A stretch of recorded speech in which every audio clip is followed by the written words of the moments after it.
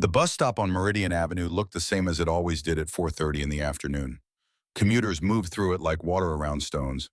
Heads down, earbuds in, the exhaustion of ordinary people finishing ordinary days written across every face.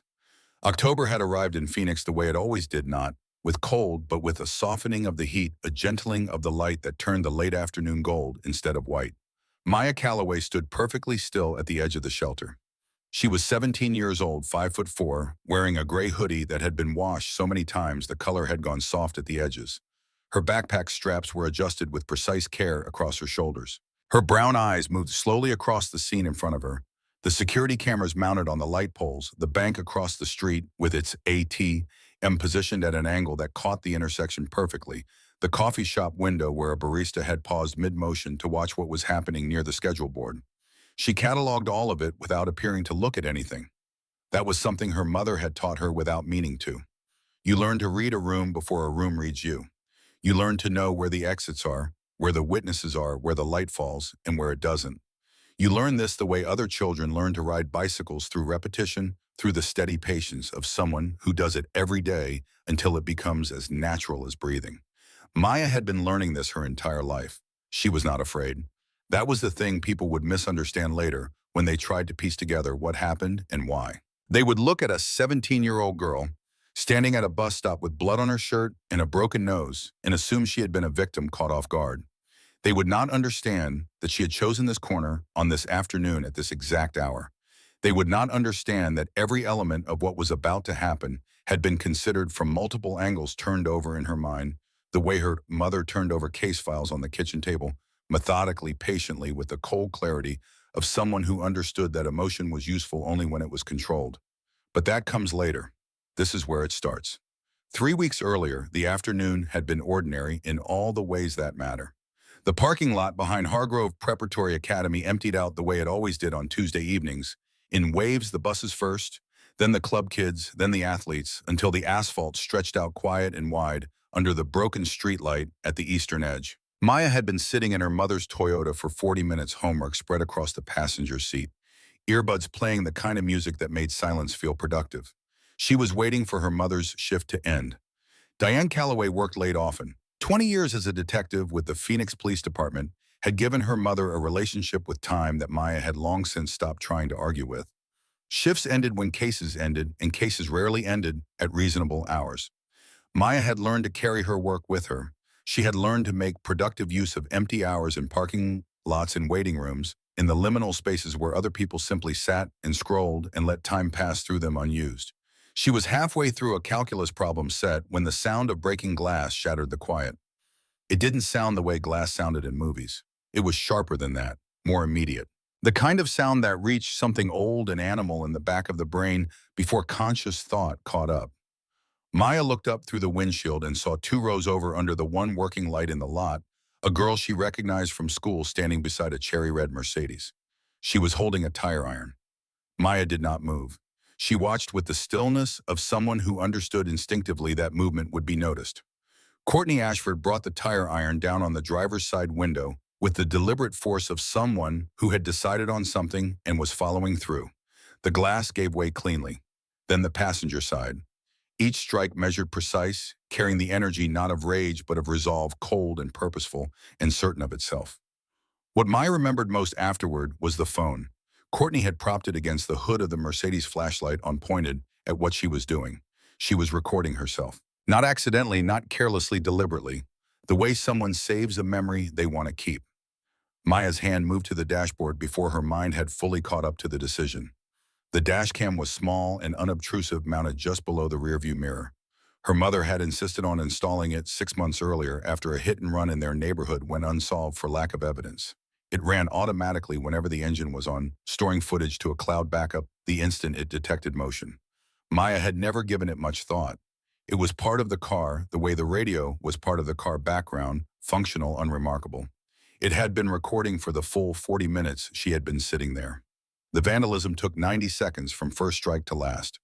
Courtney finished with a spray and words across the hood that were too far and too dark to read clearly from this distance. Then she retrieved her phone, slipped the tire iron into the tote bag on her shoulder, and walked away with the unhurried confidence of someone who has never once believed that consequences were meant for her. Red taillights disappeared around the corner. Maya sat in the sudden silence for a full minute, maybe longer. The lot was empty again. The broken glass caught the working streetlight and scattered it across the asphalt like coins dropped from a great height. Her calculus problem set was still open on the passenger seat. Her earbuds had played through 3 songs without her hearing any of them. She thought about her mother's voice across 17 years of dinner tables. Document everything, time, date, location, witnesses if possible. Let the system work. She pulled out her phone, sent the dashcam footage to her personal cloud storage, a second backup separate from the car's automatic upload. Then she sat with her thumb hovering over the dial screen for a long moment, thinking about the Mercedes, about the girl who owned it, about what it meant to know something and choose to stay quiet.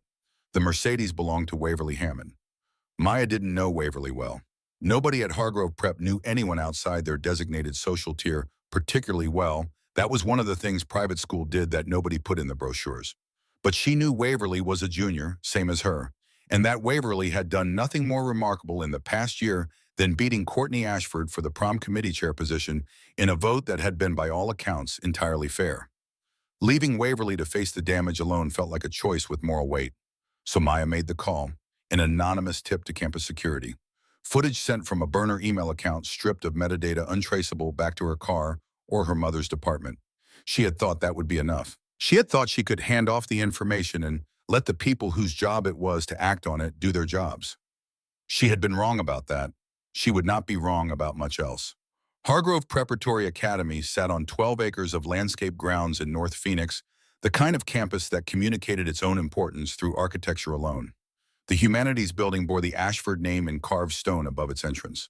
The library occupied the entire 3rd floor of that building, all soaring ceilings and floor-to-ceiling windows that flooded the space with the kind of light that made even mediocre students feel like they were doing something significant. Maya had transferred in mid-September on a full academic scholarship.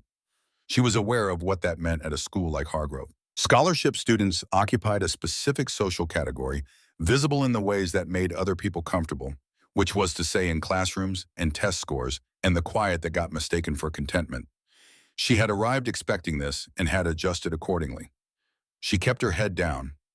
She did her work. She watched. Watching was something she was very good at. Courtney Ashford was the first person at Hargrove who had looked back. Not immediately. For the first 2 weeks of September, Maya had existed on the periphery of Courtney's attention, the way most scholarship students did, acknowledged, occasionally mostly ignored. Courtney moved through Hargrove the way certain people move through every space they occupy, as though the world had been specifically arranged for their convenience.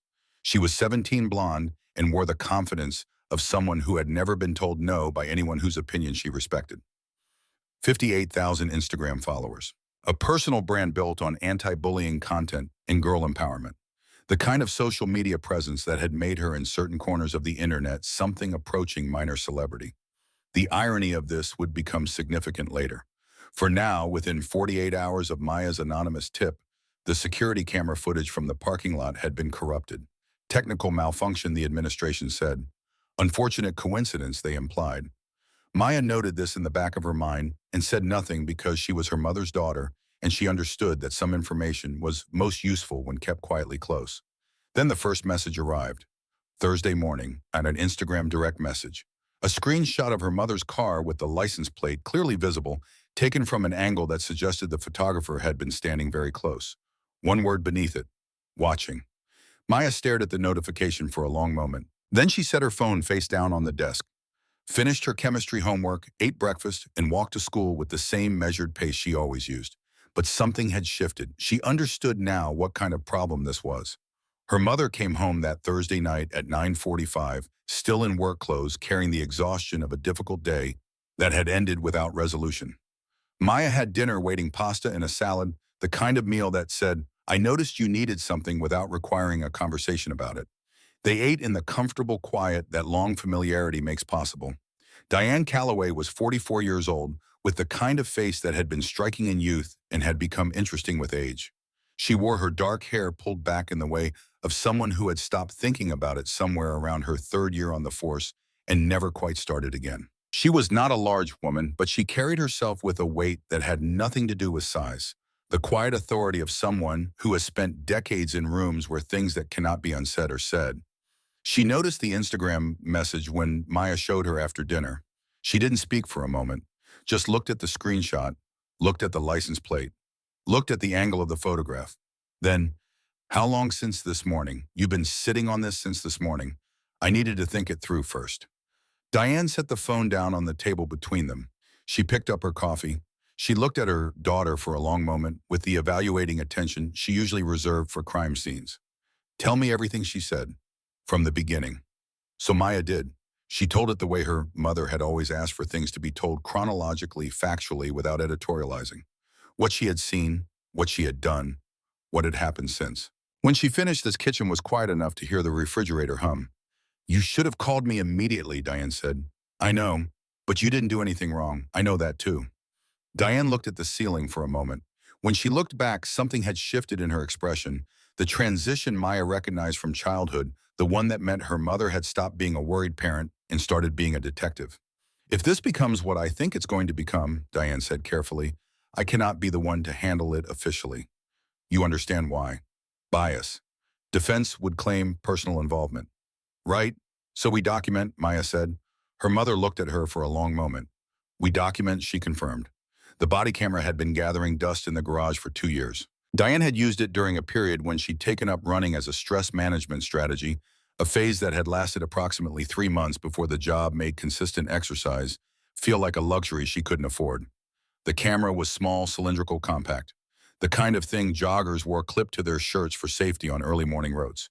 It recorded continuously, synced automatically to cloud storage, and was entirely unremarkable in appearance.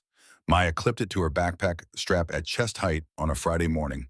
When classmates asked about it, and a few did, in the way teenagers ask about things they're trying to determine the social significance of, she shrugged and called it a safety measure. This was true, it simply wasn't the whole truth. The harassment escalated the way escalations always do, not in sudden leaps, but in incremental steps. Each one small enough to be deniable on its own, each one building on the last until the cumulative weight became something different than the sum of its parts. Lunch tables emptied when she approached. Not dramatically, not with announced intention, in the quiet, almost apologetic way of people who are following a social instruction they haven't been given explicitly, who have simply absorbed through proximity to power what the correct behavior looks like. Study groups reorganized themselves around her absence. A teacher stopped calling on her in a P history, then in calculus, then in English, a slow withdrawal of academic acknowledgement that she documented carefully, date and time and subject and the name of every other student called on in her place. She ate alone. She walked the halls without company. She existed in the solitude of someone who has been socially quarantined. Not through cruelty exactly, but through the cowardice of people who have decided that proximity to an unpopular person is a risk not worth taking. She documented all of it. The deepfake arrived on a Monday morning.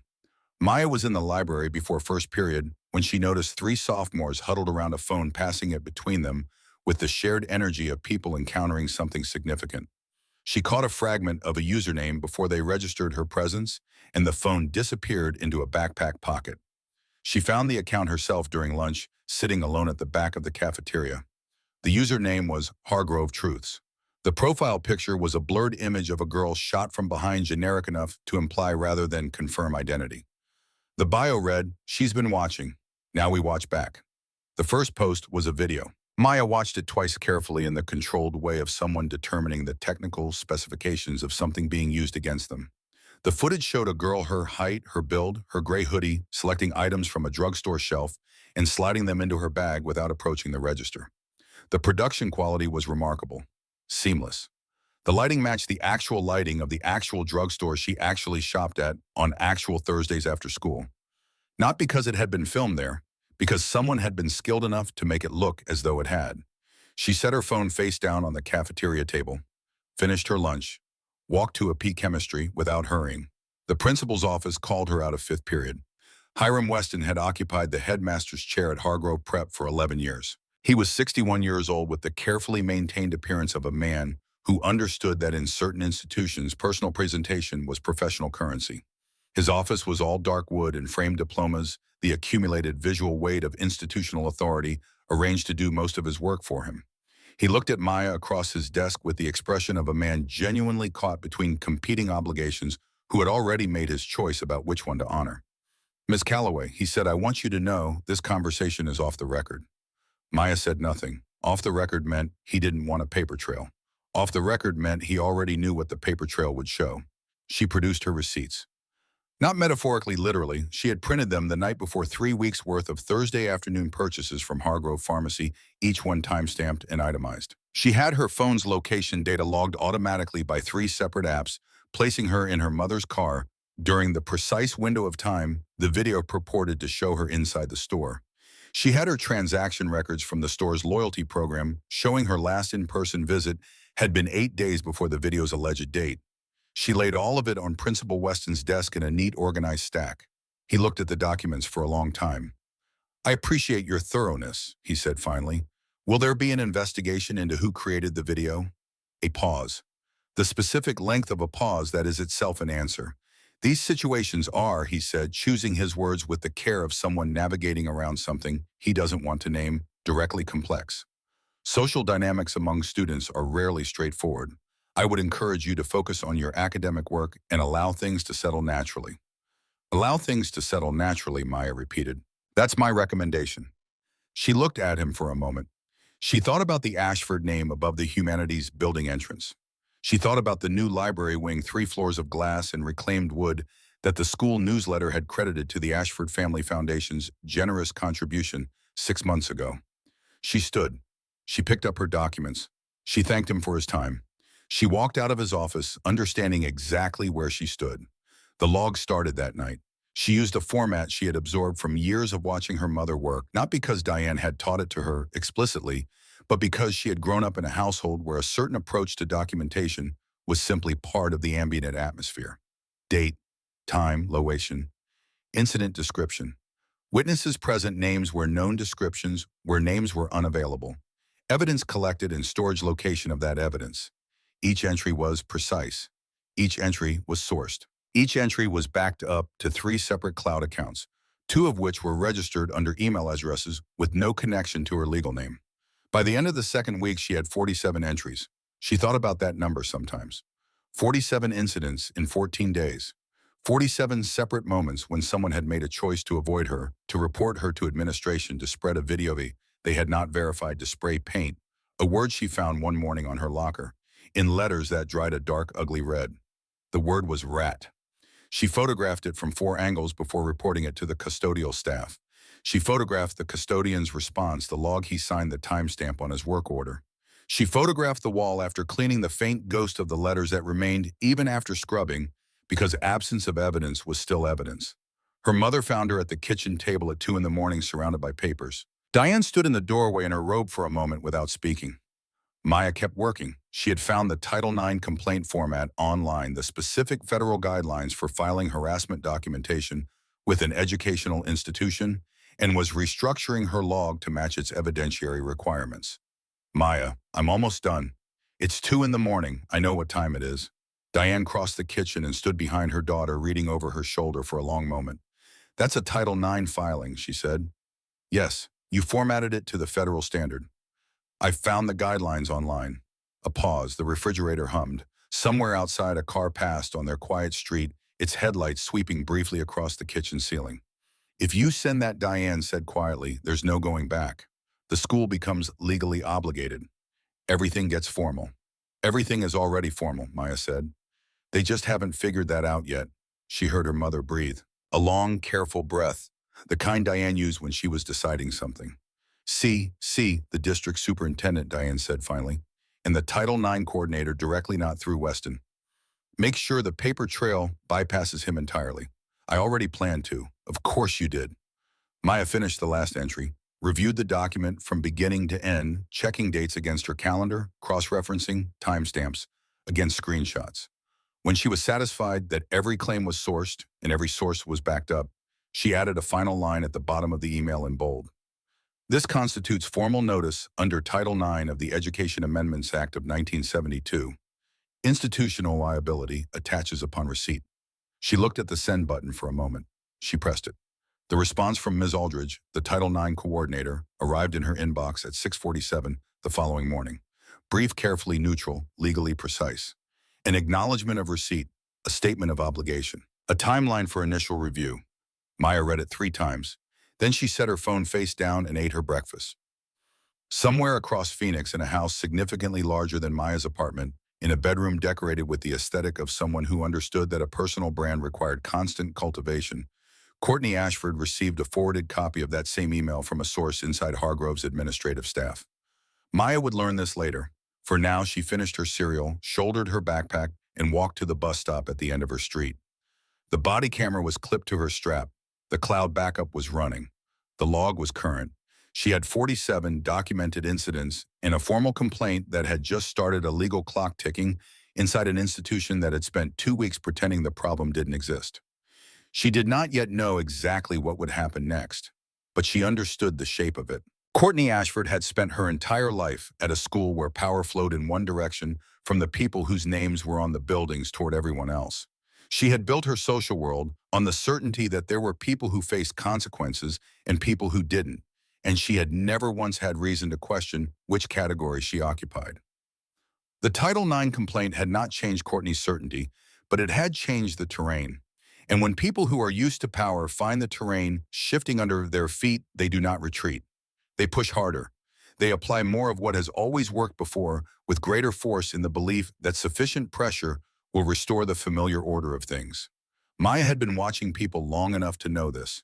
She was counting on it. The October light fell across Phoenix in long gold angles as she walked. She thought about her mother's question across 17 years of dinner tables. If you were the judge, what would you need to believe? She thought about 47 documented incidents in the formal complaint now sitting in 3 inboxes with liability attached.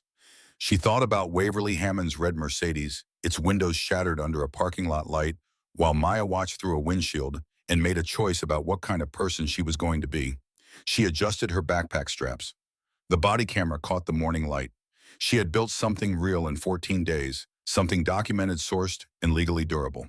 Whatever came next would try to tear it down, and whatever came next would fail because the foundation was already too solid to shake. The bus arrived at 7:14 exactly on schedule. She got on. She sat near the back where she could see the whole car.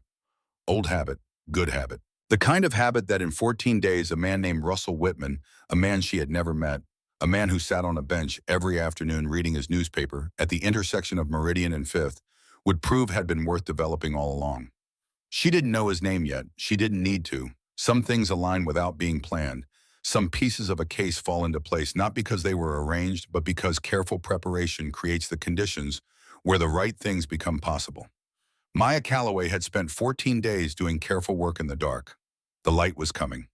The acknowledgement from Ms. Aldridge arrived on a Thursday morning, and by Thursday afternoon, the temperature inside Hargrove Prep had changed in ways that were difficult to articulate, but impossible to miss. It was the kind of change that moves through institutions, the way weather moves through a valley, not announced, not visible in any single thing, but present in the accumulated atmosphere of 100 small adjustments.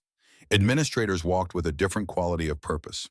Cynthia Aldridge, whose Title IX coordinator office sat at the end of a hallway most students had never had reason to find, was suddenly visible in places she hadn't been before. The faculty lounge conversations that Maya could sometimes hear fragments of through a poorly sealed door went quieter when she passed. Hiram Weston called 3 people before noon. Maya didn't know this yet. She would learn it later through channels that had not yet opened. What she knew that Thursday was simpler and more immediate. The complaint had been received. The clock had started. And whatever Courtney Ashford had been told through whatever administrative channel still ran information in her direction, she knew it too. The proof of this arrived in the library 3 days later. Maya had claimed the study carrel in the back corner of the 3rd floor at 7:40 in the morning, before the building filled, before the librarian had finished her opening routine. The carrel sat between 2 rows of reference volumes that nobody used anymore, thick atlases and encyclopedias made obsolete by the internet but kept on the shelves out of some institutional reluctance to admit that the past could be discarded. It was quiet back here. It was the quietest place in the school. It stopped being quiet at 11:15 on Monday morning. She heard them before she saw them. Not because they were loud, Courtney Ashford was never loud when she was making a point, but because Maya had spent weeks developing the particular attentiveness of someone who has learned that early warning is the most valuable kind. The soft rhythm of 3 sets of footsteps on library carpet, the whisper of expensive fabric, the specific silence that settled over the floor as the librarian's rolling cart moved toward the elevator and the doors closed behind her. Then they were there. Courtney stepped out from between the stacks first, as she always did, because Courtney understood that positioning was performance.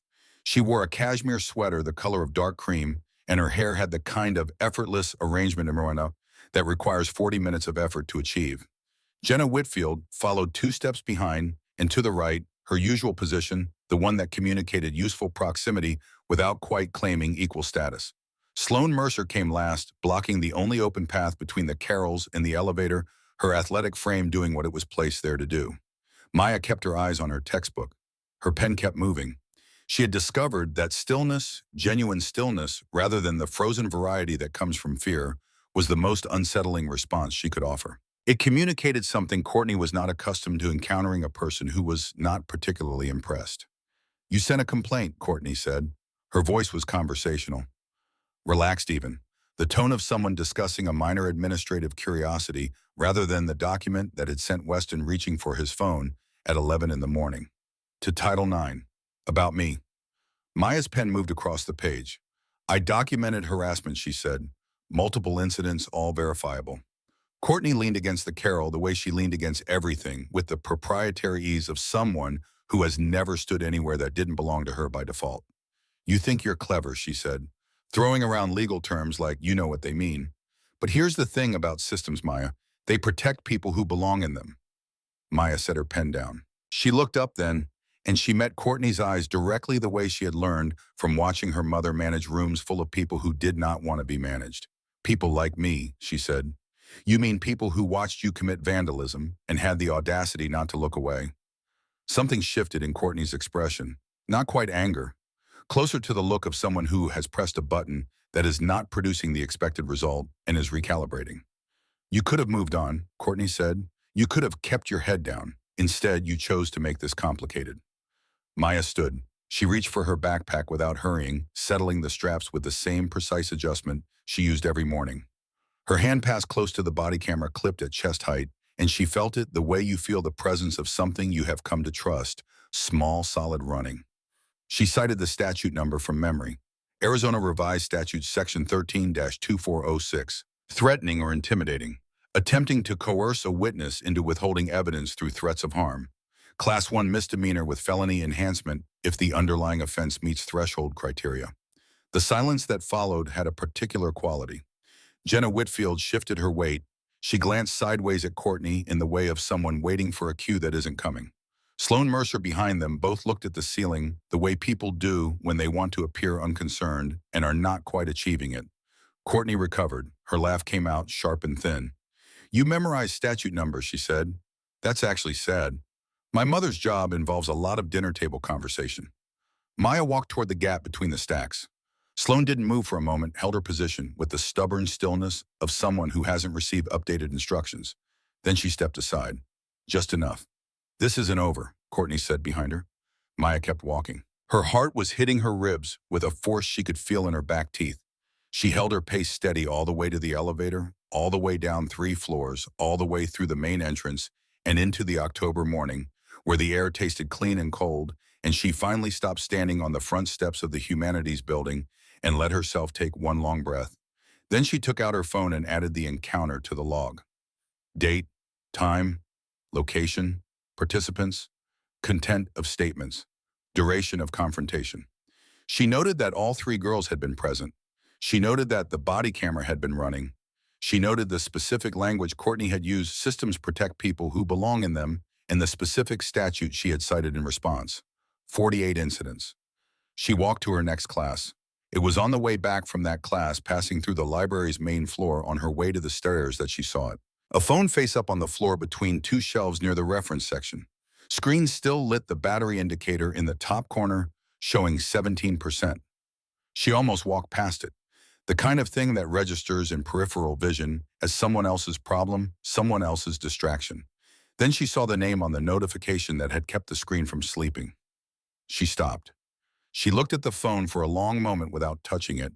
Then she looked up and down the floor. Empty. The librarian's cart was still on the upper level.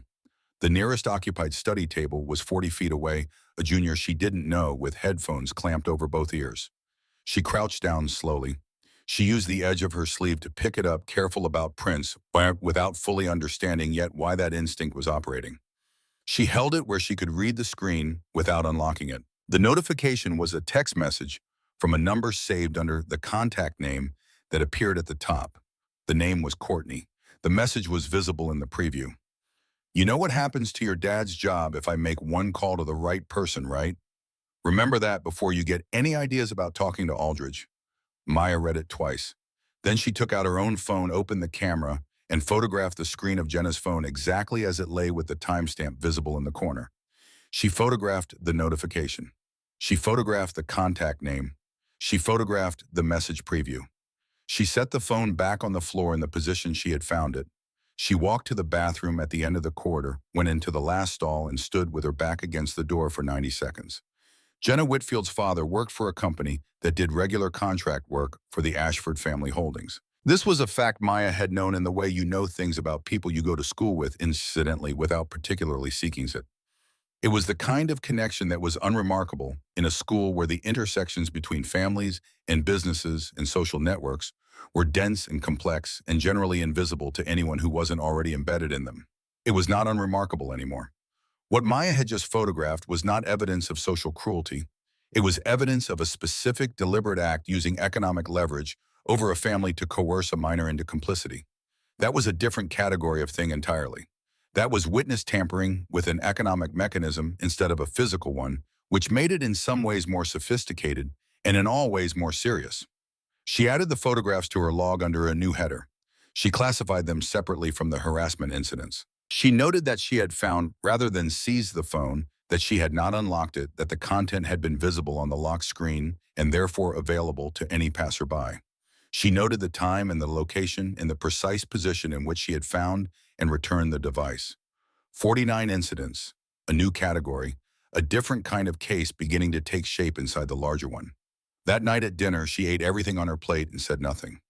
Diane watched her with the patient attentiveness of a woman who had spent 2 decades interviewing people who were withholding information and who had therefore developed an acute sensitivity to the particular quality of silence that meant something was being processed rather than nothing being thought. She didn't push, she trusted her daughter's timing. She had learned to.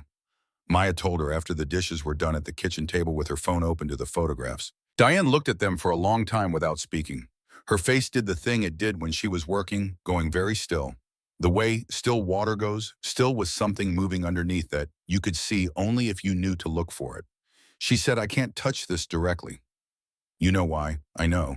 But you should know what I know about Jenna Whitfield's father's situation. Professionally, as general information.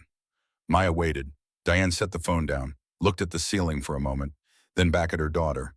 Derek Whitfield has been with Ashford Property Management for 6 years. He's a senior accounts manager.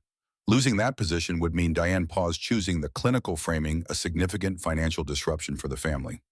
There's a younger sibling, private school, medical bills from 2 years ago that are still being managed. How do you know that? Diane looked at her steadily. I'm a detective in a city where I've worked for 20 years. I know a great deal of things that are publicly accessible if you know where to look and have a reason to look there. Maya nodded slowly. So Jenna isn't there because she wants to be. It would appear not. Maya thought about this for a long moment. She thought about the library, about the way Jenna had shifted her weight and looked sideways at Courtney waiting, about all the times she had seen Jenna producing content captions, stories, the logistics of the social media apparatus, with the focused attention of someone performing on rather than the eager energy of someone expressing themselves. She added this to the log in a separate section. She labeled it context, potential witness. The next 5 days passed in the slow grind of sustained endurance. The social quarantine continued. The deepfake video had accumulated enough engagement that it was still circulating in fragments on private accounts. Its original context dissolved into the particular ecosystem where things go to be shared without being examined. 3 more teachers had stopped calling on her. The spray-painted word on her locker had faded to a shadow under repeated cleaning, but the shadow was still there and she photographed it every morning as evidence of persistence. She added entries to the log. She ate lunch alone. She slept approximately 5 hours a night, which was less than optimal, but more than it felt like from the inside. On the 5th night after the library confrontation of Friday at 11:27 in the evening, her phone lit up on the nightstand. She was still awake. She had been lying in the dark the way she sometimes did, not quite sleeping. not quite thinking, existing in the liminal space between the two, where things sometimes became clear in ways they didn't during daylight. She picked up the phone.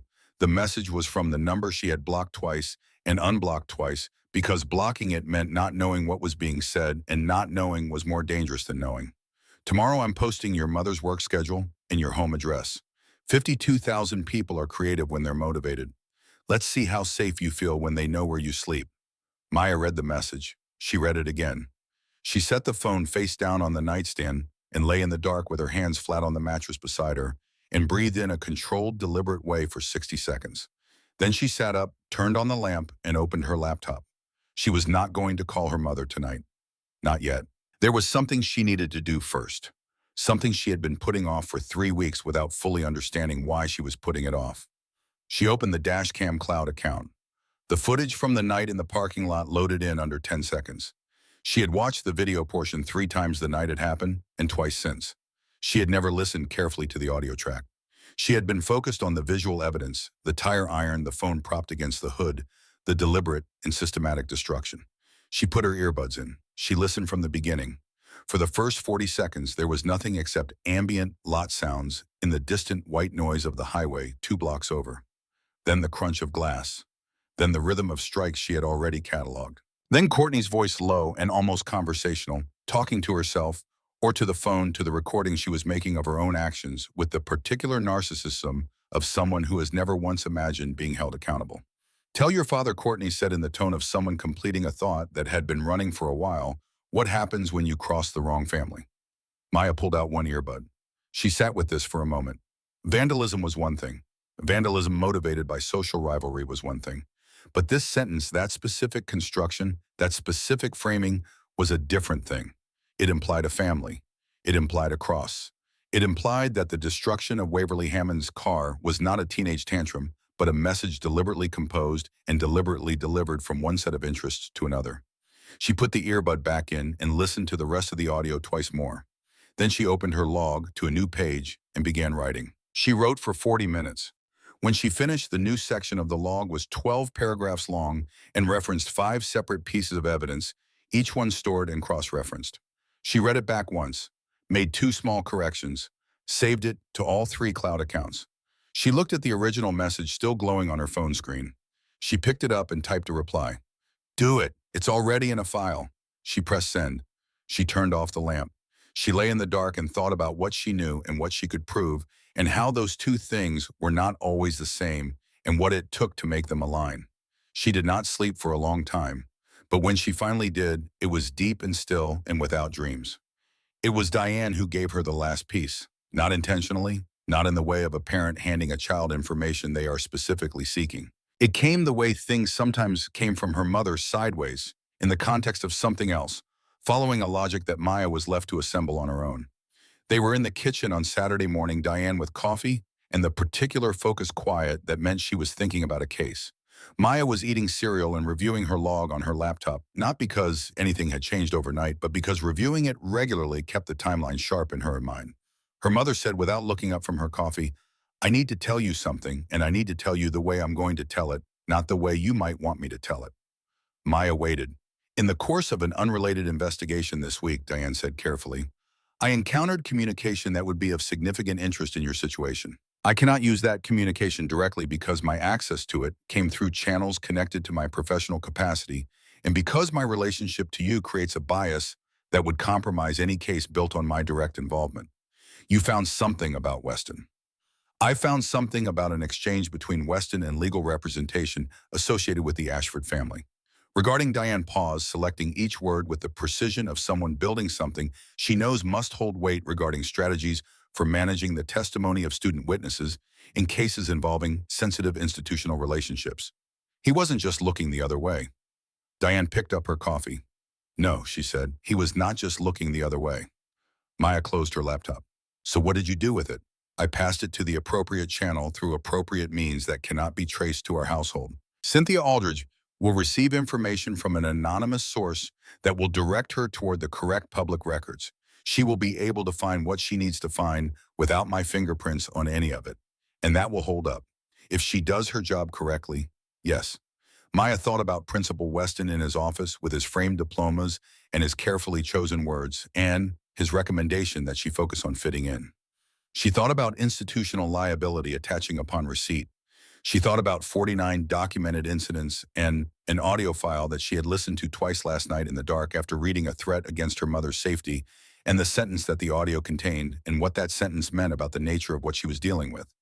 She said, "I need to tell you something too." Diane set down her coffee. Maya told her everything that had happened since Thursday evening. The phone she had found, the photographs she had taken, the audio she had finally listened to, the message she had received at 11:27, and the reply she had sent. When she finished, her mother was very still. Diane said, "You told her it's already in a file?" "Yes." "Is it?" Maya looked at her. "Everything except the formal police report." "That's a bluff, yes. And if she calls it, then I have 49 documented incidents audio evidence with corroborating implications, witness tampering evidence, and a Title IX complaint with institutional liability already attached. And whatever Aldridge finds through the information you sent her." Diane was quiet for a long time. The Saturday morning sounds of the neighborhood moved through the kitchen window. A dog, a child, a lawnmower starting 2 houses down. Ordinary sounds. The sound of a Saturday in a world where 49 incidents had accumulated over 20 days, and a message had arrived at 11:27, and a girl was sitting at a kitchen table trying to explain to her mother that she was not just surviving this, she was building something. "What do you need from me?" Diane asked. "Not much. I need you to know where I'm going to be and when." Her mother looked at her for a long moment with an expression Maya did not have a clean word for. It was not pride exactly. It was something older than pride. Something that had to do with recognition, with the particular quality of attention that passes between two people when one of them sees the other clearly for what they actually are, not what they had been or what they had been expected to become. "Tell me," Diane said. Maya told her. The plan was not complicated. Simplicity was part of the structure. Complicated plans required more variables, and more variables meant more potential for something to go wrong in a direction that couldn't be anticipated. She chose the bus stop on Meridian Avenue, 3 blocks from the downtown transit center. She chose it because she knew the infrastructure. 3 Phoenix City cameras mounted on the light poles at that intersection, positioned to capture overlapping fields of view with no significant blind spots between them. A Bank of America branch on the northwest corner with an external ATM that was pointed directly at the bus shelter from an angle that would capture the full width of the sidewalk. A coffee shop across the street with a plate glass window and an unobstructed sightline to the shelter from 40 feet. She chose 4:30 in the afternoon because 4:30 was the peak of the weekday commuter surge. The sidewalks would be populated. The coffee shop would have customers at the window seats. The transit center 3 blocks north would be cycling people through at its highest daily volume. There would be no shortage of people whose phones were already in their hands. She chose Wednesday because Wednesday was 3 days away, which was long enough to let the bluff she had sent settle into Courtney's awareness without giving her long enough to overplan a response. Courtney would escalate. She had been escalating at every interval since this began. The Title IX complaint had not slowed her. The statute citations had not slowed her. The documentation had not slowed her. What they had done was back her into a space where she had only one move left that felt like power, and that move was public, physical, and visible. She would come to the bus stop because the bus stop was where Maya was going to be. She would bring Jenna and Sloan because she always brought Jenna and Sloan. She would do what she had spent 3 weeks escalating toward in front of an audience she had not surveyed and a camera infrastructure she did not know existed. Maya explained all of this to her mother in the kitchen on Saturday morning.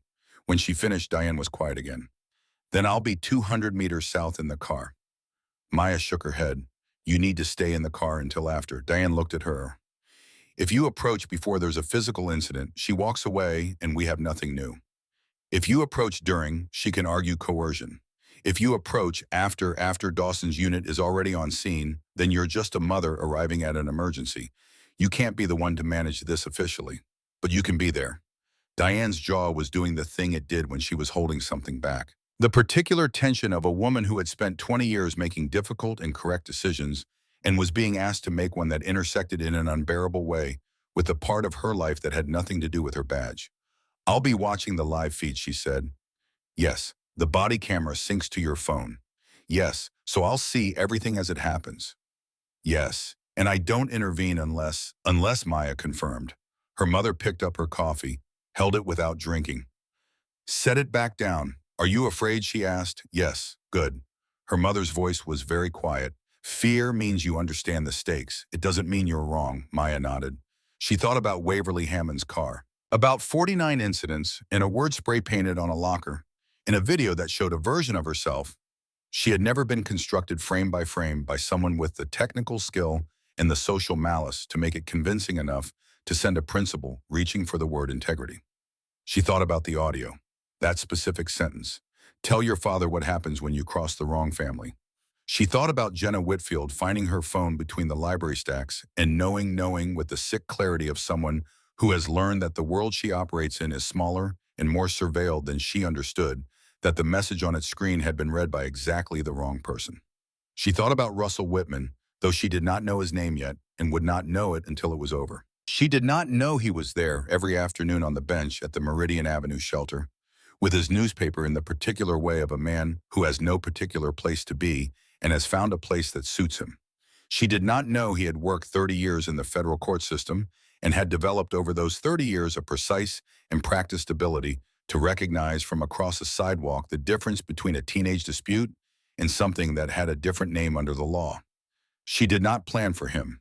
He was not part of the plan, and he would matter more than everything she had planned. Wednesday arrived the way significant days always arrive, without ceremony, ordinary, in all its surface particulars, the morning light in the bus schedule and the cereal in the bowl, exactly the same as any other morning. Maya dressed carefully, gray hoodie soft from washing, backpack adjusted with precise care, body camera clipped to the strap at chest height, lens angled upward, cloud sync confirmed active. She texted her mother the address, the time, the camera location she had mapped. Diane texted back 2 words. I see you. Maya stood in front of the bathroom mirror for a moment. She thought about her mother's question from Saturday morning. She thought, yes. Yes, I am afraid. And yes, I understand the stakes, and know those 2 things together do not add up to a reason to stop. She thought about 49 documented incidents and what they had cost her and what it would cost the next girl if someone didn't do something that made a difference, rather than something that merely made her feel better. She shouldered her backpack. She walked out the door. She walked toward Meridian Avenue in the October afternoon light, and the body camera ran, and the clouds synced, and somewhere 200 meters behind her, a car she would not look for pulled to a slow stop along the curb, and Diane Calloway opened her phone to a live feed and watched her daughter walk toward the bus stop with the steady, unhurried gait of someone who has thought it through and decided. On the bench at the shelter, a man of 72 years folded his newspaper to the page he'd been reading, set it on his knee, and watched the afternoon the way he watched every afternoon. Patient, attentive, with the specific quality of attention that only comes from spending 30 years inside a system where details are the only thing that matters. He was not expecting anything unusual. He was simply there. He was always there. The afternoon had gone gold, the way October afternoons do in Phoenix, the light thickening into something almost tangible, and the bus stop on Meridian Avenue was exactly as Maya had known it would be. Crowded in the specific way of a Wednesday at 4:30. Commuters moving through with the purposeful exhaustion of people navigating the last hour between work and home. A woman with 2 grocery bags balanced against her hip. A man in scrubs checking his phone without looking up from it. Teenagers from the public school 3 blocks north moving in loose clusters, earbuds in conversation running in fragments above the street noise. The coffee shop across the way had its window seats occupied, customers visible through the glass as still life figures with cups and screens. The ATM at the Bank of America on the corner had a short line, 3 people shifting weight in the patient way of people who have done this enough times to stop being impatient about it. 3 city cameras on the light poles, overlapping fields of view, no significant blind spots. Maya stood near the schedule board with her backpack adjusted and the body camera running, and her brown eyes moving through the scene in the quiet, efficient way her mother had given her without meaning to. She had been there 4 minutes when Courtney Ashford arrived. She came from the north end of the block, Jenna Whitfield on her left and Sloan Mercer slightly behind, and she moved through the crowd the way she moved through every space she had ever occupied, as though its purpose was to accommodate her passage. She was wearing a jacket that had probably cost more than the monthly utilities bill on Maya's apartment. Her hair was perfect. Her expression carried the particular composure of someone who has decided on something and is in the process of seeing it through. She stopped 2 feet from Maya. The afternoon moved around them. Commuters continued to commute. The woman with the grocery bag shifted her weight. The man in scrubs checked his phone again. "You know what happens to snitches," Courtney said. Her voice was low enough to be intimate and loud enough to carry to anyone paying attention. Sloan moved around to Maya's right, positioning herself between Maya and the nearest clear path away from the shelter. Jenna was already holding her phone up, recording the way she always recorded, the way she had been recording since this began, because documentation was her function in this arrangement, and she had been performing it so long it had become reflexive. Maya stood still. She thought about 49 documented incidents. She thought about the audio file and the 12 paragraphs she had written about it in the dark at 11:40 on a Friday night. She thought about 200 meters south, a car parked along the curb, a phone screen showing a live feed, a woman watching with the particular controlled stillness of someone doing the hardest thing she has ever done. "I told you 2 weeks ago," Maya said. "I have nothing to say to you." Something moved across Courtney's face. Not anger, not yet, closer to the recognition that the script was not running the way scripts were supposed to run, that the variable she had accounted for least carefully was behaving in ways she had not modeled. She reached for Maya's phone. "Boss." Maya let her take it. The device clattered to the concrete between them, face down. She did not reach to pick it up. She let it lie there and kept her eyes moving through the space around her, cataloging the way she had been trained to catalog without appearing to do so. The man in scrubs had taken one earbud out. The woman with the grocery bags had stopped walking. On the bench at the edge of the shelter, a man with a newspaper had folded it to his lap and was watching with the quiet, complete attention of someone who has recognized something. Courtney pulled out her own phone. Her thumb hovered. "Your address," she said. "Your mother's work schedule. Every route you take home." 58,000 people are very creative when they are motivated. The words landed in the October air between them. Behind Courtney, Jenna had shifted her weight from foot to foot. Not the posture of someone confident in what they were doing. The posture of someone who has been in this situation enough times to know when it is proceeding correctly and who is registering that this is not one of those times. Sloan was looking toward the parking lot. Maya said, "You really should have thought this through." Courtney's composure cracked then, in the specific way that composure cracks when it has been load-bearing for too long under conditions it was not built to sustain. Her hand shot out and caught Maya's shoulder hard enough to make her stumble backward one step. Then Sloane's hands came from behind, gripping both arms above the elbow firm, and practiced the hold of someone who has done this before and knows how to apply sufficient force without leaving the kind of marks that read unmistakably under examination. The bystander effect moved through the crowd like a current. Phones came out, heads turned. Nobody stepped forward. Nobody said stop. The particular paralysis of people who are witnessing something wrong and are waiting for someone else to be the first to name it, that collective shameful hesitation, that is one of the most human things there is. On the bench, the man with the newspaper did not hesitate. His name was Russell Whitman, and he was 72 years old, and he had worked for 30 years inside the federal court system in a building 3 miles from where he currently sat. He had seen in those 30 years a number of things that he had found reasons not to act on. Small corruptions and significant ones. Convenient silences and deliberate blindnesses. He had told himself the things that people tell themselves, that it was not his responsibility, that the system would handle it, that one person stepping forward rarely changed the outcome enough to justify the cost. He was thinking about that now. He was thinking about all of it very quickly with the practiced efficiency of a man whose profession had required rapid assessment as he watched a girl with her arms pinned from behind square her shoulders and go completely still. He dialed 911 before Courtney raised her knee. He was already speaking to the dispatcher when the impact came. The sound was the thing Maya heard first. A sharp, bright crack that her brain processed as external before the sensation reached her, the sound of cartilage separating in the specific way that bone reports its own damage before the nervous system fully catches up.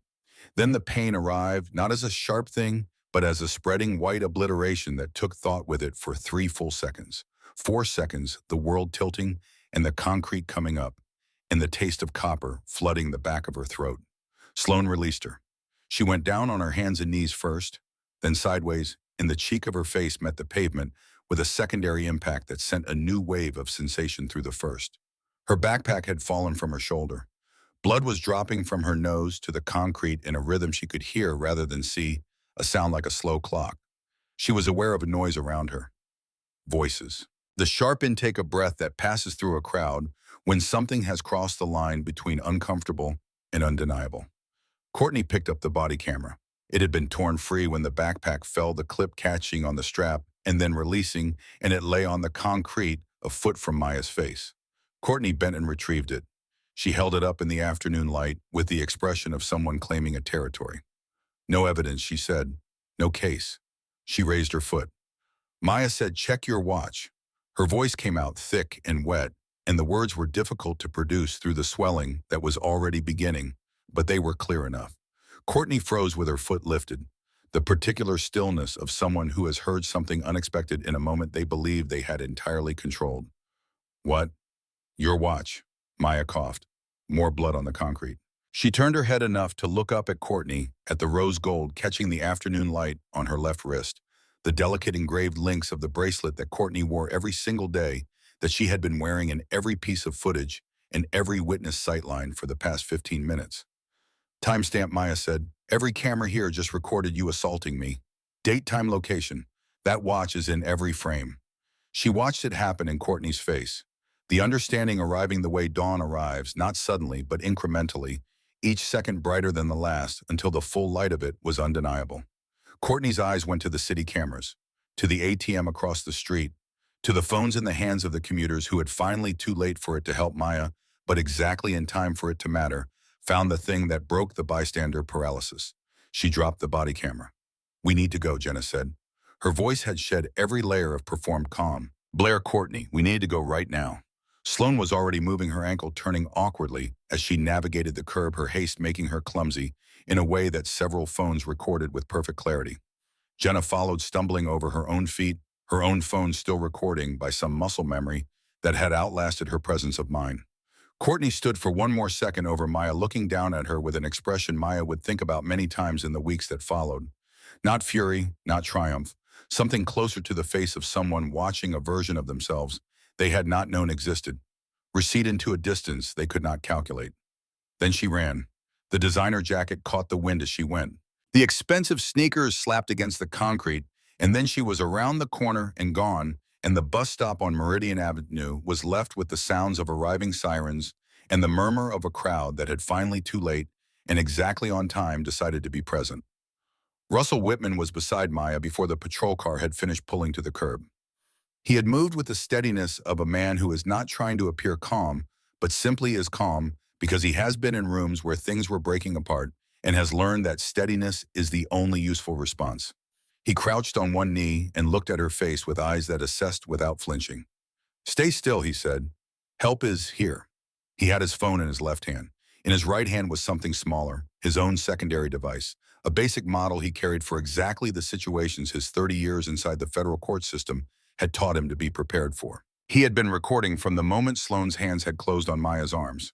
From an angle completely perpendicular to the body camera, perpendicular to the city surveillance cameras, the only angle in the entire intersection that captured the faces of all three girls simultaneously in a single frame. He held both devices up when Officer Dawson arrived at a jog from the patrol car. "You'll want these," he said.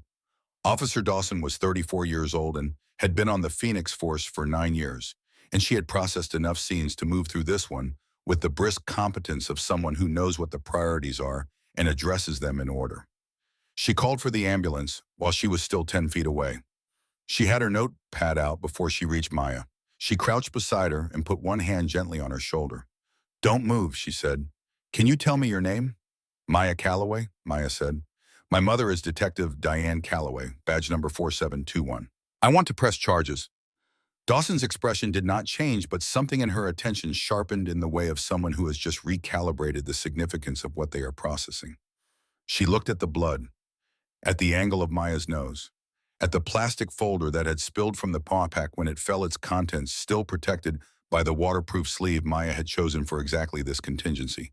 "Who did this?" Dawson said. "Courtney Ashford," Maya said clearly. She reached for the folder. "And I have evidence." Russell Whitman handed the body camera to Dawson without being asked. He had retrieved it from where Courtney had dropped it 2 feet from where Maya lay. It was intact. He held it by the edge in the specific way of someone who understands about fingerprints and chain of custody without needing to be told. "She tried to destroy this," he said. "You'll want to preserve it." Dawson bagged it. Evidence tag already prepared the efficiency of someone who has learned not to waste motion at a scene. The ambulance arrived 4 minutes later. The paramedics worked with the particular focused gentleness of people whose job is to be careful with broken things. They stabilized Maya's nose with practiced hands, their movements quick and competent, and settled her onto the stretcher with the kind of care that communicated without words that she was hurt, but she was going to be all right. As they wheeled her toward the ambulance, Maya turned her head enough to see the bus stop one last time. The blood on the concrete, the scattered contents of her backpack, which Dawson was photographing and bagging with systematic care. The city cameras on their poles impassive and recording, as they had been recording for the entire 15 minutes. The commuters, who had finally definitively become witnesses who were giving statements to the two additional officers who had arrived in the time between the ambulance, and now their phones extended with the footage they had captured. Russell Whitman stood at the edge of the scene with his newspaper tucked under his arm, speaking to an officer with the patient precision of a man who knows how to give a statement and intends to give one correctly. The ambulance doors closed. Millbrook General's emergency room smelled like antiseptic and old coffee, and the particular stillness of a place where urgency has become so common, it registers as neutral. Fluorescent lights, curtain bays, the organized movement of people who are accustomed to controlled chaos and have stopped noticing it as chaos. Maya sat on a gurney in Bay 7 with gauze packing in her nose and the specific exhaustion of someone whose body has processed a significant shock and is now presenting the bill. Officer Dawson stood nearby still writing. Around them, the Wednesday evening shift continued its rhythm. Diane Calloway arrived 11 minutes after the ambulance. She pushed through the curtain and stopped. She stood in the entrance of the bay for 3 seconds and looked at her daughter, the gauze, the swelling, the blood that was still visible on Maya's collar, despite the paramedics cleaning. 3 seconds of taking the full measure of it, which was exactly as long as she allowed herself. Then she crossed the space between them and held her daughter with the careful force of someone who is trying to be gentle and is finding gentleness almost more than they can manage. "I'm okay," Maya said into her mother's shoulder. "You're not. I will be." Diane pulled back. Her hands framed Maya's face, not touching the injury close enough to examine it with the detective's practiced eye that Maya had grown up recognizing. She looked at her daughter for a long moment with an expression that Maya had no clean word for. Something that lived in the territory between fury and pride, between fear and an aching, complicated relief. Officer Dawson cleared her throat quietly. Diane turned. Dawson actually adjusted her posture in the fractional way of someone recalibrating their sense of the hierarchy in a room. "Detective Calloway," Dawson said, "your daughter has been very cooperative. She's provided a comprehensive statement and multiple pieces of evidence." Diane looked at her for a moment. "Then walk me through it." Dawson did. The assault at the bus stop, the witnesses, more than a dozen who had remained on scene to give statements. The surveillance footage from the 3 city cameras and the bank ATM, the body camera intact in evidence custody. The secondary recording from Russell Whitman. She paused here and said the name, slowly giving it its proper weight, which had captured the incident from an angle that the other cameras had not. Diane listened without interrupting. Her face did not change. Dawson said, most significantly, "Mr. Whitman's footage captures all 3 perpetrators facing the camera simultaneously at the moment of the assault. It's unambiguous, and the identification already confirmed." Dawson said, "Courtney Ashford, Jenna Whitfield, Sloan Mercer. All 3 Hargrove prep students. All 3 minors. We have an APB. Out. Captain authorized it when she paused when your daughter's involvement was established." Diane nodded once. "I want copies of everything, all footage, all statements, and I want it understood clearly that I will not be managing this case. Conflict of interest. Everything goes through Dawson's unit. Already arranged," Dawson confirmed. A doctor arrived, young and efficient, and examined Maya's nose with fingers that were gentle and eyes that were clinical, and explained the reset procedure with the directness of someone who has learned that most patients prefer information to cushioning. The cartilage had broken cleanly. "Painful," she said. "Straightforward to fix. No permanent damage with proper treatment." While they waited for the x-ray technician, Diane sat on the edge of Maya's gurney and took her hand. The gesture was so unlike her mother's usual professional self-containment that Maya felt something loosen in her chest that she had not known was held tight. "You knew it was going to get physical," Diane said. "It wasn't a question. I knew it was the direction it was moving. And you let it." Maya looked at her. "I positioned myself at a location with maximum surveillance coverage and peak witness traffic, and I notified you of my location an hour in advance. I did not let her do anything. I declined to prevent her from making the biggest mistake of her life." Diane looked at her for a long moment. "You're either brilliant or reckless," she said. "Can I be both?" That's what scares me. The x-rays came back. The doctor reset Maya's nose with practiced speed that was worse than the original injury and better than the alternative of leaving it unaddressed. Local anesthetic helped, but not enough. Maya held the gurney rails and breathed through her mouth and thought about Courtney's face in the moment of understanding that specific backward sunrise, that dawning awareness of an error too large to correct. It made the pain almost worth it. At 8:15 that evening, Dawson called. Diane had the phone on speaker before the second ring finished. The patrol car audio came through with the particular flatness of a hands-free connection. "We have all three in custody," Dawson said. "Courtney Ashford was at home when units arrived. Her parents are both attorneys. They refused to let her speak without representation. The other two were picked up separately within the hour." "And both are talking," Dawson said. "Jenna Whitfield provided a full statement. She's been cooperative from the moment she was read her rights. She has documentation of her own messages, planning records communications from Courtney, directing the harassment campaign. She's produced evidence of coercion that corroborates what your daughter documented." "She was being threatened," Maya said. "Her father's employment." "Yes, she confirmed that." Sloan Mercer corroborated the physical assault and confirmed it was planned following the Title IX complaint. Both are willing to testify in exchange for consideration on charges. Diane thanked her and ended the call. The kitchen of their apartment was quiet when they got home. Maya with gauze still in place and her mother moving around the space with the automatic efficiency of someone who cooks, because the act of doing something useful with her hands is the only way to manage what her mind is doing. They sat across from each other at the table with mugs of tea. "She destroyed her own life," Maya said. "She didn't have to. She could have accepted the Title IX investigation, dealt with whatever came from it, moved on. Every step she took after that night in the parking lot was a choice she made. I didn't make those choices for her. That doesn't make it simple." "No." Maya touched the edge of the gauze carefully. "But it makes it hers." Her mother looked at her for a long time. Then she nodded, as if something had been confirmed rather than decided. The preliminary hearing happened on a Friday morning in Maricopa County District Court. Old wood and new fluorescent lighting. An American flag behind the bench, slightly off-center from its mount. The machinery of justice arranged in its formal positions, ready to do what it did. Maya sat in the gallery beside her mother. Courtney Ashford stood before Judge Patricia Renner in the particular diminishment of a person removed from their context. Without the cashmere and the followers and the social architecture of Hargrove Prep around her, she was 17 years old and frightened, in the way of someone who has discovered that the floor they believed was solid has a different nature than they understood.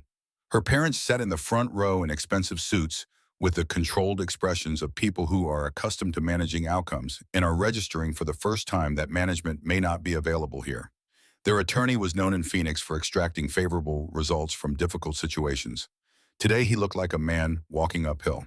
The prosecutor laid out the charges with the quiet precision of someone who has a case that does not require decoration: assault and battery, criminal harassment, conspiracy to commit cyberstalking, witness intimidation through economic coercion, the Jenna Whitfield evidence, making this count specific and substantial, evidence tampering though the body camera had survived.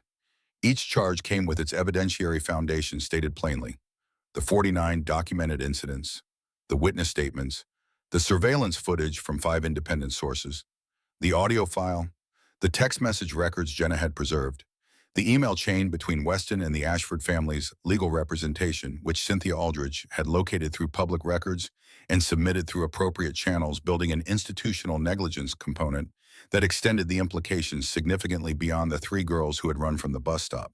Judge Renner reviewed the evidence summary with the unhurried attention of someone who reads documents for a living and has learned to do it completely before forming a response. The defense argued for bail. Low flight risk, strong community ties, no prior record, a minor who had made a serious error in judgment and whose future was at stake. The prosecutor said, "This was not an error in judgment. This was a weeks-long campaign of escalating harassment documented across 49 separate incidents, culminating in a premeditated physical assault on a public street in front of multiple witnesses. The defendant attempted to destroy physical evidence at the scene of the assault. There is nothing impulsive or unplanned about any of this." Bail was set at $50,000. An ankle monitor was required.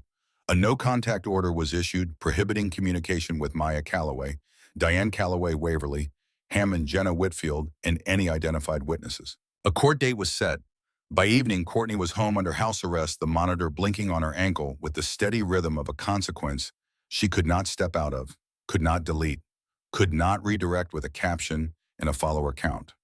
Someone had uploaded the bus stop footage to social media within hours of the arrest. Not the body camera footage that was in evidence custody, but the footage from 3 separate witnesses whose phones had captured the incident from 3 separate angles, and which the legal process of evidence submission had not prevented from existing on the devices of private citizens who had not been asked to surrender them. The video spread the way certain things spread, not because it was sensational, but because it was clear. You could see everything. The afternoon light, the gold of it on the concrete. Courtney's jacket. Maya going down. The body camera lifted like a trophy, the rose gold bracelet catching the light on a raised wrist. And then the running, the 3 of them, Sloane's ankle turning, Jenna stumbling, Courtney's jacket flapping as she went around the corner. 58,000 followers watched it, then 500,000. The follower count began to move in the direction that follower counts move when the brand has been comprehensively contradicted by evidence. The anti-bullying content sat on the profile in perfect terrible irony. The girl power quotes, the campaign against harassment, the carefully constructed public face of a person who believed in accountability and the dignity of everyone. The comments were not gentle. Brand partnerships dissolved in the efficient way of corporate entities removing association with a liability. Stanford University's admissions office issued a statement about holistic evaluation and the consideration of pending legal matters. The follower count passed through 40,000 through 30 through the kind of numbers that indicate a structural collapse rather than a trend correction. Maya watched none of this. She was at home with her mother in an ice pack in the particular quiet of people who have been through something together and do not need to fill the space it has left. She was thinking about Jenna Whitfield, about what it was to carry a secret for someone who was using your family's survival as the mechanism of your silence, about what it felt like to finally put the phone down and say enough. She hoped Jenna's father kept his job. She thought he probably would now. The leverage was gone. The person wielding it had other concerns.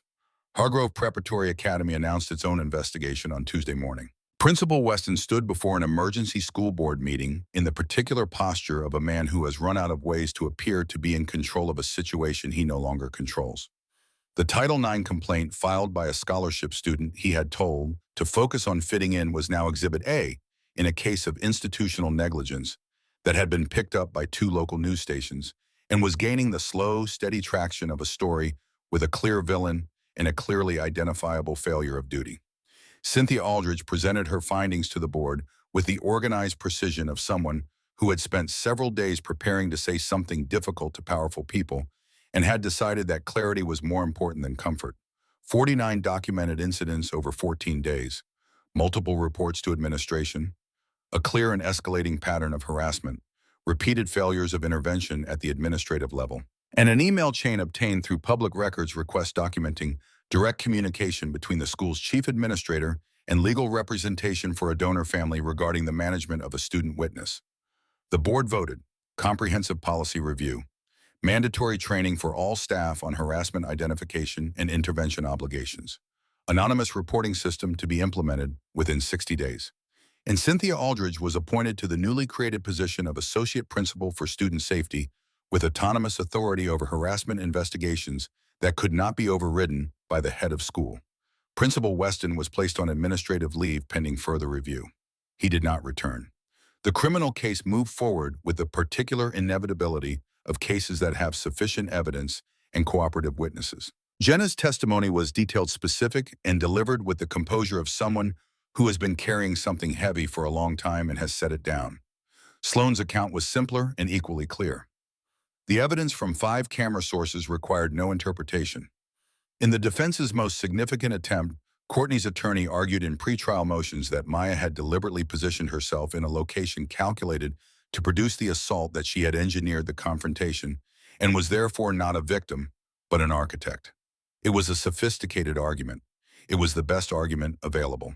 Prosecutor Hargrove played Russell Whitman's footage. The specific segment she chose was 11 seconds long, beginning 4 seconds before the impact. It showed Sloane Mercer's hands close on Maya's upper arms from behind. It showed Maya's feet lift slightly from the ground as the hold tightened. It showed the moment Courtney's knee came forward, and it showed with complete clarity that Maya's arms were immobilized at her sides, that she had no capacity for defensive movement, and that her position on the ground that followed was the direct result of physical force applied by a person whose intent to cause harm had been established across 49 documented incidents in several weeks of escalating choices. The attorney did not speak immediately when the footage ended. The motion was denied. 2 months after the bus stop, Courtney Ashford accepted the terms that had been on the table since the preliminary hearing, because the alternative was a trial that would reconstruct every choice she had made since the night in the parking lot in front of a jury and a public record in a news cycle that had not yet finished with her story. 1 year probation, 200 hours of community service, restitution for Maya's medical expenses, mandatory counseling, and a video recorded without professional assistance or image management posted to her own account and left there permanently. The video went up on a gray February morning. Courtney sat in her bedroom without makeup, without lighting, without the careful framing of a person who understood how to construct a version of themselves for public consumption. She looked like what she was, a 17-year-old girl who had made choices with costs she was only beginning to understand. She read from a prepared statement the words legally vetted and emotionally true, in spite of that, because sometimes the correct words are also the honest ones. Comments were disabled. Shares were not. Maya watched it alone in her room on a Tuesday evening. She sat with it for a while afterward. Not with satisfaction, not with triumph, with something more complicated and more human than either of those things. She had not wanted Courtney destroyed. She had wanted to be left alone. And then when that became impossible, she had wanted the documentation to matter, the system, to function, the choices people made, to carry the weight of their actual consequences, rather than being managed away by money and institutional preference. All of that had happened, but it had happened to a 17-year-old girl who would carry it for the rest of her life. And that was not something Maya could feel cleanly good about, regardless of what it had taken to get there. She closed the browser tab. She opened her log. She added the final entry: date, time, outcome, status resolved. Then she sat for a moment looking at the document from the beginning. 52 entries, now counting the documentation she had added after the bus stop. The whole shape of it visible when you looked from start to finish. The escalation, the pivots, the moments where a different choice by anyone involved could have sent it somewhere different. She saved the file. Backed it up. She returned to Hargrove Prep 3 weeks after the assault. Her nose had healed with a small bump along the bridge, easy enough to ignore, the kind of thing that would probably bother her less and less as time went on. The hallways were the same hallways. The light through the third-floor library windows was the same light. The architecture of the place was entirely unchanged. But the social atmosphere had the quality of something that has been reconfigured, not visibly, not in any single obvious detail, but in the accumulated register of small adjustments. Students nodded at her in the hallways. A few approached with the careful, specific apologies of people who know they let something happen that they should have stopped and are finding a way to say so that doesn't require admitting more than they can manage. Others kept their distance, but the mockery was gone. In its place was a quality of wariness that communicated something. She had proven that she could not be made to disappear. Nobody wanted to be the one to test whether she might also notice them. Cynthia Aldridge met her during second period in the new student safety office, which was bright and deliberately welcoming in ways that the rest of the administrative wing was not. Posters about reporting procedures, clear language about what constituted harassment and what the process looked like when you named it. "How are you adjusting?" Co-Aldridge asked. "Fine," Maya considered. "Weird, but fine." "Your documentation," Aldridge said. "The format you used, the evidentiary standards you applied. We're using it as the model for the new reporting protocols. Students across this district will have access to a system built partly on what you built under pressure, 2 in the morning when the institution was failing you." Maya thought about this. "Will it be enough?" she asked. "Probably not entirely," Aldridge said. "There will always be people who misuse power. But now students who report will have their reports treated as the beginning of a process rather than the end of one. That's not nothing." "No," Maya looked at the posters on the wall. "It's not nothing." The letter arrived in early March on heavy paper with an official seal. An invitation to testify before the Arizona State Legislature's Education Committee, which was drafting new cyberbullying legislation and was seeking victim perspectives on enforcement gaps and institutional accountability failures. Maya read it 3 times. She understood what it meant. Not just what it offered, but what it cost. State capitol, news cameras, her name and face attached to testimony that would live in government records indefinitely. The possibility that the public attention would attract a new version of the problem she had just spent 3 months resolving. Anonymous accounts, broader harassment, the particular cruelty that attaches to anyone who becomes visible in a context that some people find inconvenient. She knew all of this. She asked her mother over dinner what she thought. Diane was quiet for a moment. Then she said, "I think you've already paid a significant price for doing the right thing. Nobody would blame you for declining. That's not what I asked, I know." Diane met her eyes. "I think you've already made the decision. You just want to say it out loud." "I'm afraid," Maya said. "Good." Her mother reached across the table and took her hand. "Fear means you understand what's at stake. It doesn't mean you're wrong, and this time you won't be alone. Whatever you decide, I'll be with you." Maya thought about the cafeteria table that had emptied when she approached, about the teacher who had stopped calling on her in 3 classes without being asked to, about the students who had filmed the bus stop incident on their phones and not one of them had stepped forward until it was over, about all the people who had calculated the cost of being seen in proximity to her and decided it was too high. She thought about Russell Whitman setting down his newspaper. She thought about Cynthia Aldridge answering an email in 53 minutes and building a case out of the documentation a 17-year-old had assembled at her kitchen table after midnight. She thought about the students who would come after her, the ones who would sit in Principal Weston's chair, whoever sat in it next, and whoever came after that, and be told to let things settle naturally. The ones who would find a word spray-painted on their locker and have no template for what to do with it. The ones who would need to know that the system could be made to respond if you understood how to demand it. She picked up her phone, pulled up the email address from the letter's letterhead. She began to type. 3 months later, Maya Calloway stood in the rotunda of the Arizona State Capitol building on a morning in late May, the marble floors reflecting the light from the high windows in patterns that shifted as the people moved through them. Diane Calloway stood to her left in the good jacket she reserved for occasions that required it. Cynthia Aldridge stood to her right, and beside Aldridge, quiet and steady with his hands folded in front of him, and a pressed shirt in the particular composure of a man who has sat in official rooms for 30 years and knows how they work, was Russell Whitman.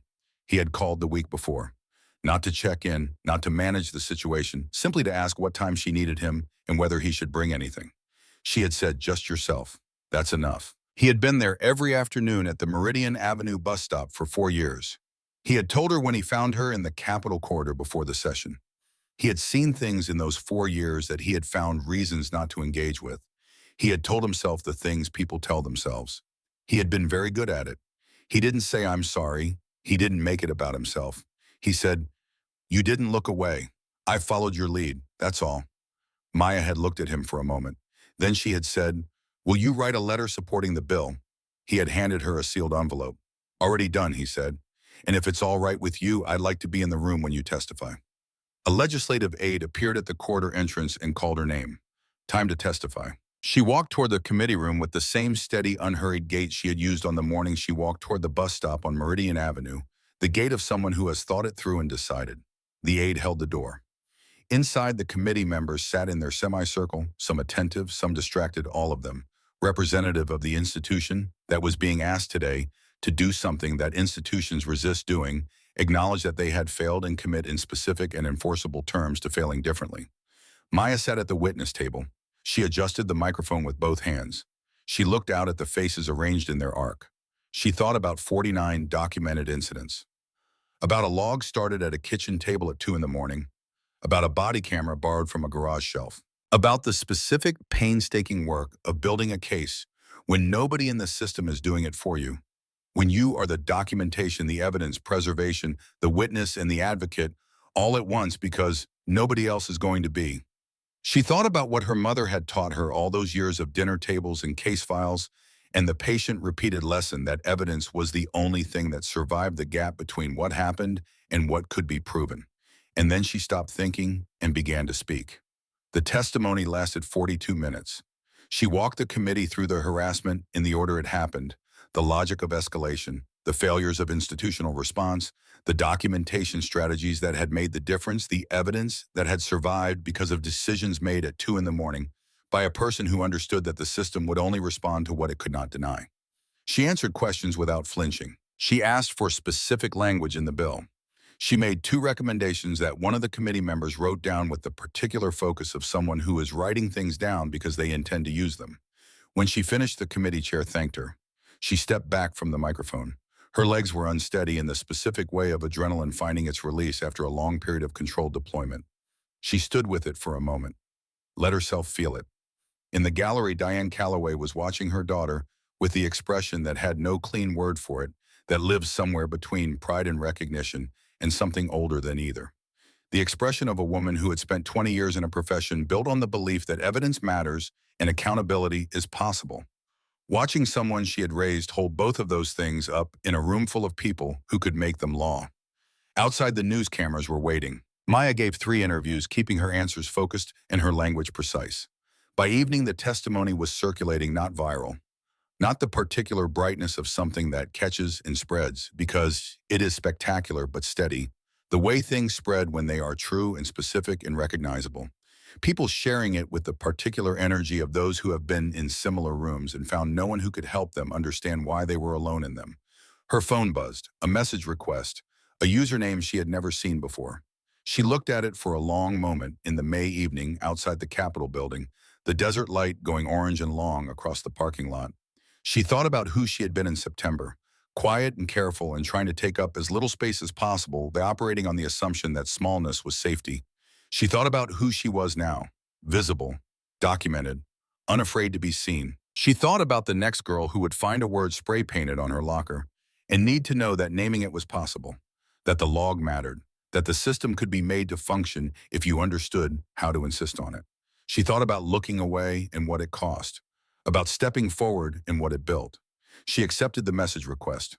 Whatever came next, she would face it the same way she had faced everything else, with documentation, with procedure, with the unshakable understanding that justice was not something you waited for. It was something you built, case by case, incident by incident, entry by entry, until the weight of proof became too heavy for silence to hold. They had thought breaking her nose would be the end of the story. Instead, it had been the beginning of a much larger one. And Reese and Maya Calloway had discovered in the 42 minutes she stood at a microphone in Committee Room 14 of the Arizona State Capitol that she had quite a lot to say, and she had only just started. End of part 3.